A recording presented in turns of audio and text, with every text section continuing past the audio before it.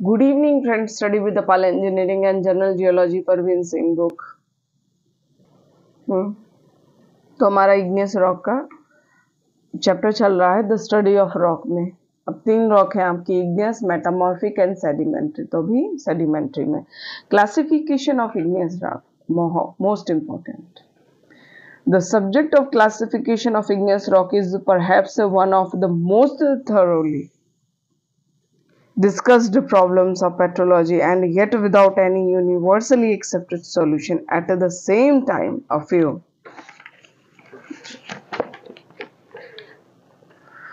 methods, as mentioned below, have been variously used successfully for classifying these rocks for different purposes. Amongst these classification system based on following 3 factors will only be mentioned in outlines: the chemical composition of the rocks, the mineralogical composition of the rock, and the textural characteristic of the rock. यानी कि उसकी chemical property क्या है उसके आधार पर कर दिया गया है, मिनरल की क्या क्या क्या कौन कौन से मिनरल पाए जाते हैं, और फिर उसका टेक्सचर जो बनता है। अब टेक्सचर में क्या करते हैं कि जैसे माइक्रोस्कोपिक वो देख लिया, फाइन कंडीशन में जाते हैं उसकी डिटेल स्टडी में। तो केमिकल कंपोजिशन के आधार पर देखते हैं।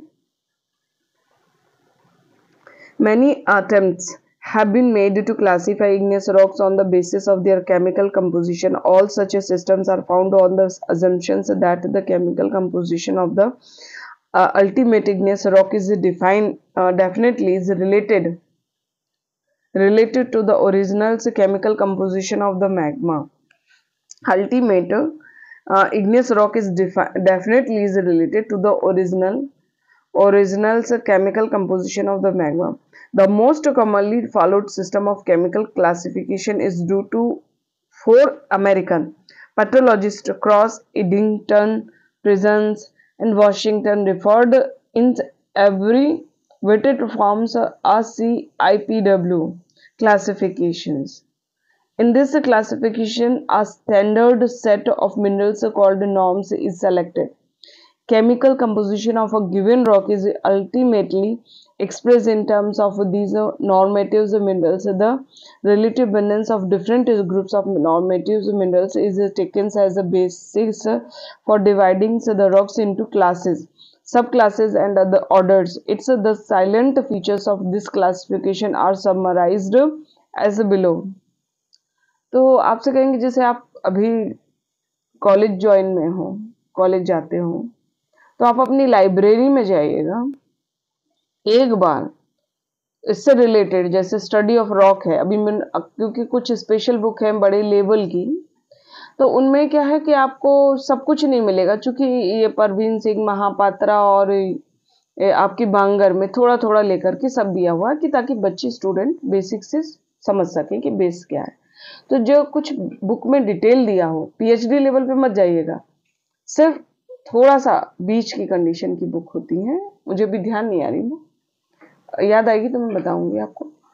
तो आप उनमें एक बार देखिएगा क्लासिफिकेशन में क्या है, उसमें कुछ डायग्राम दिए हुए हैं केमिकल क्लासिफिकेशन के रिलेटेड, मिनरलॉजिकल के, थोड़ा सा डिटेल जाइएगा, ज्यादा मत जाइएगा, क्योंकि उससे आपको और पॉइंट अपने आंसर में इंक्लूड करने को मिलेगा। ठीक है, जब आप पीएचडी करिएगा तब आप डिटेल में जाइएगा, लेकिन अभी के लिए ये है कि आप अगर थोड़ा सा इसमें डिटेल में भी गए, ज्यादा नहीं, थोड़ा सा, कि आप कुछ पॉइंट उसमें से निकालना है, कि वो थोड़ा सा इस बुक का कॉम्बिनेशन उस बुक का कॉम्बिनेशन मिला करके आप एक अच्छा सा आंसर लिख सके। बस लाइब्रेरी से बाहर मत जाइएगा, क्योंकि वहां ही सब अच्छे राइटर्स की बुक अवेलेबल है। ठीक है, तो next line, the norm, it is a set of standard minerals of calculated chemical composition. The norms minerals are divided into, हाँ, अगर आप लोग कंपटीशन एग्जाम दे रहे हैं तो आपसे बस इतनी रिक्वेस्ट है कि सईद की एक बुक है, ऑब्जेक्टिव की आती है, वो बहुत अच्छी है। आप उसकी ऑब्जेक्टिव्स मार्केट से जैसे भी जिस शहर में हो जल्दी ये मिलती नहीं है। अगर आप किसी या लाइब्रेरी में भी है तो आप उसको इश्यू करा करके आप उसकी प्रिंट निकलवा लीजिए। मैं जैसे जहाँ थी रहती थी वहाँ यूनिवर्सिटी तो थी, लेकिन जल्दी बुक्स अवेलेबल नहीं होती थी, तो मैं जैसे बुक इशू कराई तो उनका प्रिंट निकलवा लेती थी। तो मैंने सईद की निकलवाई थी, वो मेरे गेट के एग्जाम में और नेट के एग्जाम में काफ़ी बेनिफिशियल रही, खास तौर से जो उसका फर्स्ट ऑब्जेक्टिव पेपर होता था। अब सिचुएशन क्या है, प्लीज़ कुछ इन्फॉर्मेशन मुझसे भी शेयर करिएगा।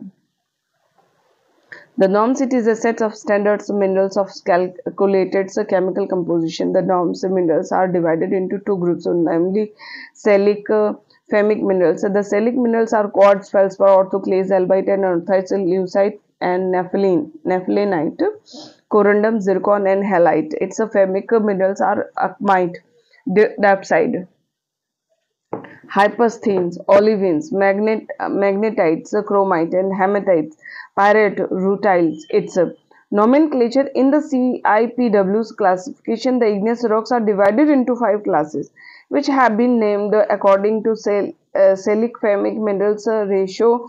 The convections is to use the prefix per and do the normatives group dominating in a given rock, signifying dominations of high or moderate order respectively. No prefix is used when the two groups are equally represented. The five classes are जैसे दिया है chemical classification में, जैसे serial 1 to 5 दिया है, तो जैसे Sellick और फेमिक रेशियो, जो सेलिक मिनरल और फेमिक मिनरल में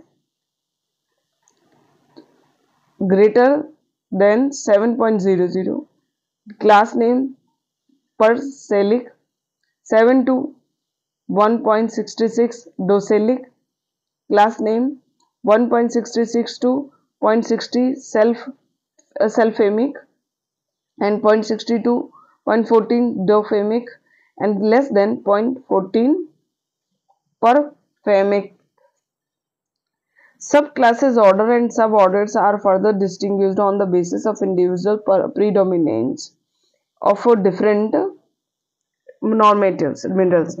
Calculations, these forms the most important part of the classification programs and involves a frequent use of tables of molecular weight and percentage weight of oxides and molecules values. Its the ultimate results of defining a class is achieved in the following system. The rock is chemically analyzed and the data obtained is covered and expressed in percentage terms of the respective oxides, which is done by consulting tables. The percentage weight of each of the oxide is divided by its molecular weight to obtain what is called molecular number of the oxides. For example, in a given rock, silica SiO2 is 72.67%, and says molecular numbers of will be 72.67 by 60 is equal to 1.21. So whilst calculating the molecular numbers and some negligible oxides are either neglected